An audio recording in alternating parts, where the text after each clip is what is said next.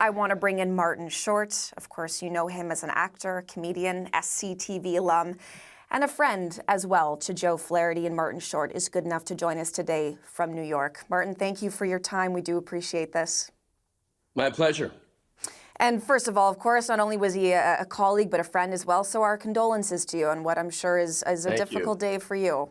Wondering what your reaction was when you heard this news about Joe. Well, I wasn't, we weren't shocked.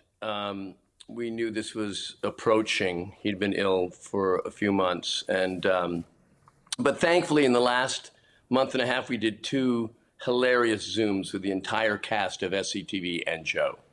In fact, the last one was a week last Saturday. A week last Saturday, and do you mind sharing a little bit with us about what that was like? We were all on it. It was about an hour and 20 minutes, and Joe was in bed, but he was very alert and laughing and just enjoying himself so much. We were all reflecting on all the characters that we couldn't be allowed to do now on television. I'm sure there were a few that came to mind. You knew him, of course, as those characters. We all knew him as those characters that he portrayed. But tell us a little bit about what he was like as a friend and as a creative force as well when those cameras weren't rolling. Oh, Joe was, when I was on SCTV, we used to call him the anchor. In other words, he was the one that anchored the whole show. When I first met Joe in 1973, he came and saw Godspell that I was in. And then he was up to start Second City in Toronto. And I remember going to Second City and seeing he and Brian Doyle Murray do a piece called Brest-Litovsk about the Treaty of Brest-Litovsk. The most brilliant thing I'd ever seen in my life. And so Joe became a very good friend.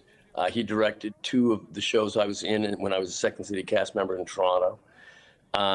And he was just always there. He was always in the scene. And then when SCTV started, I relied on him, desperately because I came in 3 overlap shows with the original cast, and then it was just 5 of us, John, Andrea, Eugene, and Joe, and myself. And so I would be in the edit room editing a piece. I didn't know what I was doing. And I'd say, Joe, get in here, help me.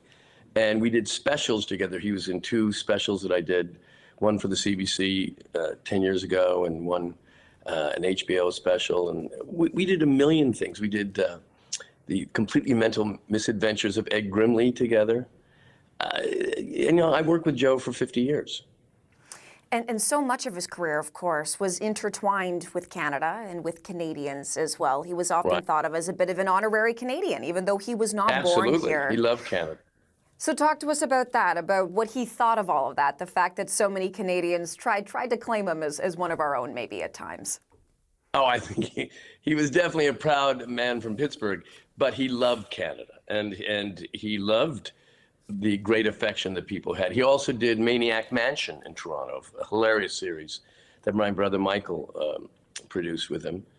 And Joe just loved Toronto. He loved all the Canadian cities. Was there anything in particular about it that you think he loved so much? No, I think the same thing why we all love Toronto. Why do we all love Canada? I think he felt the same thing. Do you have a favorite memory of Joe? No. I mean, I remember one night he and Catherine Hare and I had 3 small rooms drinking Rusty Nails till we were kicked out. I remember that was 83. I have a million memories of Joe, so it's impossible to narrow one down to one, His career went on for decades. Like you were saying just a moment ago, you worked with him for decades. If someone in our audience Freaks and Geeks. Freaks Judd and Geeks. Apatow adored him. If someone in our audience is just sort of learning about this comedic legend now, where would you point them? Where would you say, you know what, you should go and watch that. You should watch that sketch. You should learn more about that character that he played. What would you tell them to go and watch? Oh, I'd say watch SCTV, watch Count Floyd, watch Guy Caballero, see his William F. Buckley impersonation, see Freaks and Geeks, see Maniac Mansion. That's hilarious. everything Joe did was fantastic. We even made a movie. He had a scene in Inner Space, a movie I made. He and Andrew Martin. So Joe was rarely not fabulous on screen. So I'd say go and check out his Wikipedia page and then watch them all.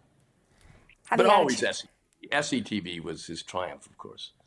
And it was all our triumphs. Have you had a chance to speak with any of those other SCTV cast members since learning this news about how they're feeling, how they're processing this?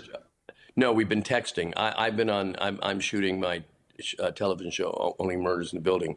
So I had a 5:30 a.m. pickup call today. So I've been at the studio all day, but texting with people.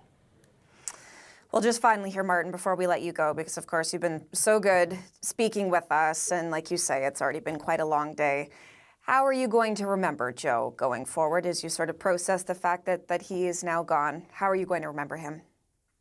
Oh, I'll remember Joe with the million laughs. I think that no one was a greater, he also taught at Humber College, and no one was a greater teacher to improvisation. No one understood the process of, I learned so much from Joe. So he was a great teacher, he was a great director, and he was a great coworker and a great friend. And a great friend. Well, and like you say, probably feeling his loss today, so we do appreciate this. Thanks for sharing some of those memories. Thank you. That, of course, was Martin Short joining us there from New York.